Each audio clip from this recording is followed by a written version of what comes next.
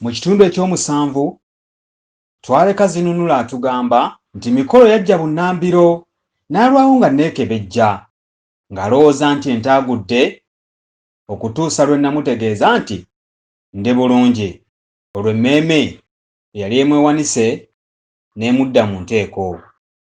Kino nno kye kitundu kyaffe ekyomunaana nga kigamba nti mpona okwokebwa mu nju n'empologoma. Atandika bw'ati: mbwe eddiba ly'empologoma gye twatta baalitwalira kabaka, n'ennyama y'empologoma tewaasigala kafi. Buli eyafulumanga eri nti bansalireko ekifi kya ddagala ly'abaana bange, naye saddayo kubuuza ndwadde ennyama y'empologoma gy'eroga. Ku lunaku olwokuna twalaga nnyinimu ng'enkeera bwe tujja okuwaza ku lugendo lwaffe, n'atukkiriza, kyokka ng'ekikangabwa kinene nnyo wonna, anti nga buli lunaku owulira nti egindi empologoma zaaliddeyo omuntu oba nti gundi yagiwonedde watono. Naye ekiro ekyo akabenje k'essiryeerabira ne katugwako gye twasuzibwa. Olwamala okulya ne tugenda tugigalangatanya mu ngalo. Tuba twakassa oluba wansi nga n'amatu tegannaggweerawo, empologoma n'ewagula ennyumba n'ebuuka Mikolo eyali ku mugguukiriro, n'ekwata omulenzi omuddu eyasulanga mu ddumbiizi wakati. Yakaabamu gumu teyaddamu. Ebyaddirira bisaana kulowoozebwa okusinga okwogerwa.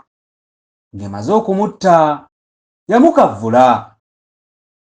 Nze ne neekulula mpola ne neezinganga eggongolo mu bisegguusa ebuziizi.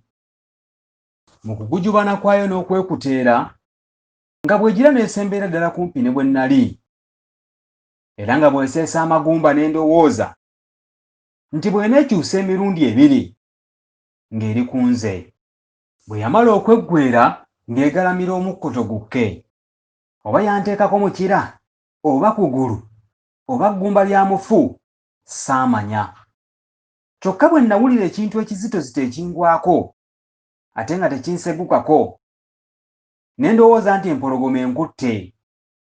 Nawulira ng'eyira ng'eyeebase, naye nga siyinza kwenyeenya, si kulwa ng'empulira.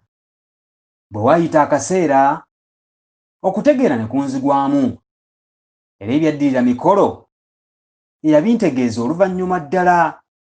Mikolo bwe yalaba ng'empologoma omwoyo egumalidde ku kyokulya kyayo, yeekwetula mpola okutuusa lwe yatuuka ku luggi, n'aluwenjula mpola n'afuluma, n'agenda ategeeze nnyinimu eyali asula mu nju endala.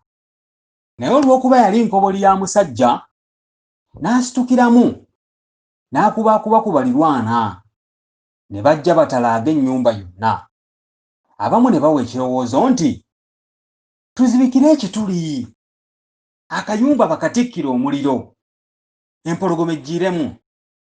Ko Mikolo nti nedda, tukole kirala, naye si kwokya nnyumba. Kale bwe munaabaamu akyali omulamu naye tumwokeremu, beppo tugikange eveemu edduke. Kobo nti wa ng'oyagala kutussa nsolo. Abalala ng'olwo batandise n'okwesulubabba ennyumba. Mikolo yalaba beebulankanya n'abagamba nti oba bo batya ye yajja kuyingira oba naye mutte. Kino mbu yakirowooleza mu mwoyo ng'alowooza nti oba enzise esaana naye emutte. Ne nnyinimu nasse okwo nti tujja kuyingira ffembi. Abantu bwe baalaba nga bombi bamaliridde, ensonyi kwe kubakwata ne beekakaba. Baleeta ebitimba ne babitaayiza omulyango gwonna. Wali we yayita ku lusonda bassaawo omusajja. Ku lusonda olwo emabega w'ekitimba n'omumuli Mikolo gye yayimirira, ate abasajja abalala ne bayimirira ebbali n'ebbali w'ekitimba, naye nga bayimiridde ensoobanyesoobanye baleme okufumitiŋŋana. Awo abantu bonna okuggyako abaali mu kitimba ne bawoggana. Empologoma bwe yawulira nga lulinga olwali ku njovu ekavumba, n'egolokoka n'eyanamu, abantu ne beeseesa. Munnange nno mbu nga wabadde ekibinja wasigadde babale, ate nga n'embiro za kitenga vvumira, anti nga ne mu lusuku nayo batyayo. Yo bwe yalaba agimulisa ng'emulumba buteesagga, naye eba tennamutuukako, ne bagiira amafumu ge wali olabye, n'eyimiriramu n'eboggolamu okugwa wali nga nkalu ya jjo. Bwe baayingira ne balaba nga nkyalimu obulamu era nga bamaze okwekkaanya nga sirina kabi kantuuseeko, ne banzigya mu nju eyo ne bantwala mu ndala.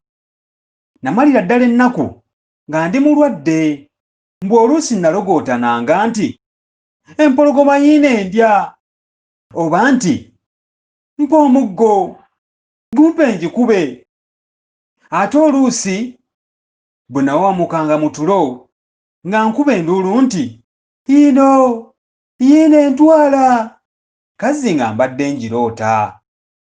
Mwebale kuwuliriza kitundu kyaffe kino eky'omunaana, tusinkane mu kitundu eky'omwenda ekigamba nti ettutumu ly'okutta empologoma litutuusa embuga.